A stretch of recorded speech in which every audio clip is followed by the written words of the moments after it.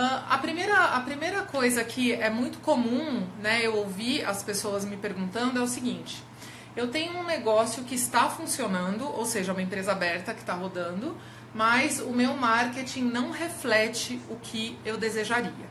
Ou então variações dessa pergunta, né? E aí, assim, bom, a primeira coisa nesse sentido é entender o que é não refletir o que eu desejaria.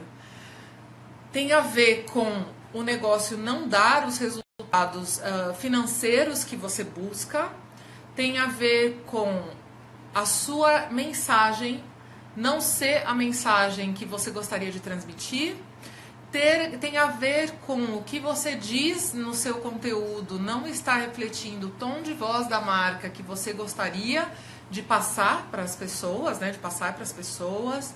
Tem a ver com o quê, né? Então, a gente pode atacar, né? Atacar ou observar essa questão por esses vários pontos de vista, né?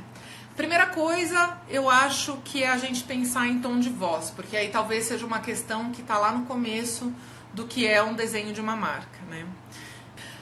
Quando a gente começa a fazer as nossas iniciativas de marketing, no geral, a gente começa a fazer olhando para o mercado, para os concorrentes, para o que já existe aí, para o que a gente acha que deveria ser feito, mas geralmente está baseado no que tem por aí, né? No que está sendo feito por aí. E aí a gente começa muitas vezes a copiar, mas não no sentido de que eu estou copiando exatamente o que outra empresa está fazendo, mas no sentido de começar a fazer aquilo que eu acho que é o correto a ser feito e não o que eu imagino que é o correto para minha marca. Então eu começo a olhar para fora e eu começo a tomar essas decisões de fora para dentro, né? E o que acontece quando eu faço isso? Eu não estou observando o tom de voz da marca, eu não estou observando o desenho da marca, eu não estou observando a comunicação que eu quero passar, a imagem que eu quero passar, não estou observando nada disso, né? Eu estou simplesmente fazendo o que me parece que eu deveria fazer. Como uma criança, eu gosto dessa relação com as crianças, porque quando a gente é criança, a gente observa os adultos e a gente começa a se comportar como a gente acha que deveria ser o comportamento de uma criança. E nessa criança, nesse processo de educação, ela inclusive vai perdendo a autenticidade, né? Quando a gente vai observando, os adultos querem que eu faça isso, eles querem que eu faça aquilo, eu tenho que obedecer isso, eu tenho que obedecer aquilo, a gente vai perdendo a nossa autenticidade. Ao passo que são exatamente as marcas que conseguem trabalhar essa autenticidade, que conseguem encontrar e comunicar isso, as marcas que, no geral, têm destaque no mercado.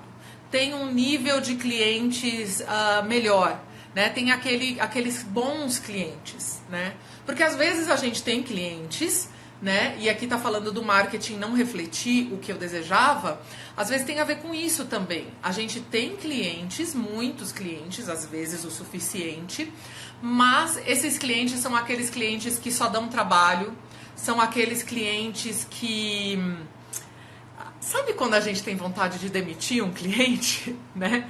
Tem aquela máxima de que o cliente tem sempre razão, mas todo empreendedor sabe que tem aquele momento em que dá vontade de, não, esse cliente não tem razão, né?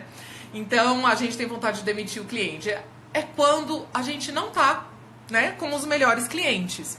Então, a gente tem que, usando de novo a analogia, né, do processo educacional, a gente tem que tentar resgatar de volta essa autenticidade.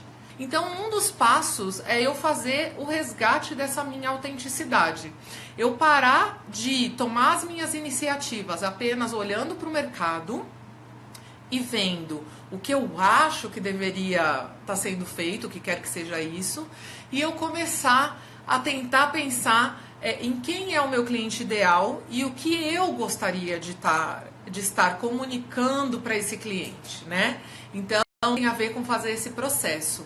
Sabe quando a gente está na faculdade? Vou dar uma outra analogia. Eu gosto de dar exemplo porque eu acho que fica mais claro. Sabe quando a gente está na faculdade e aí a gente passa a faculdade inteira aprendendo a escrever na terceira pessoa e dentro daquelas regras de texto formais e acadêmicas e tudo mais? E a gente fica aprendendo a se enquadrar. O processo aqui é o processo oposto a esse. Inclusive, quem fez faculdade ou tem uma carreira acadêmica, às vezes tem mais dificuldade com esse processo, que é achar o tom de voz que eu desejo que a minha marca tenha. E não aquela coisa que é o que eu acho que deveria estar sendo dito. Então, às vezes a gente é muito educado, às vezes a gente usa aquela estrutura muito formal de escrita, enquanto a gente deveria estar, na verdade, falando num tom de voz que é o que a gente queria usar como forma de conexão com esse cliente.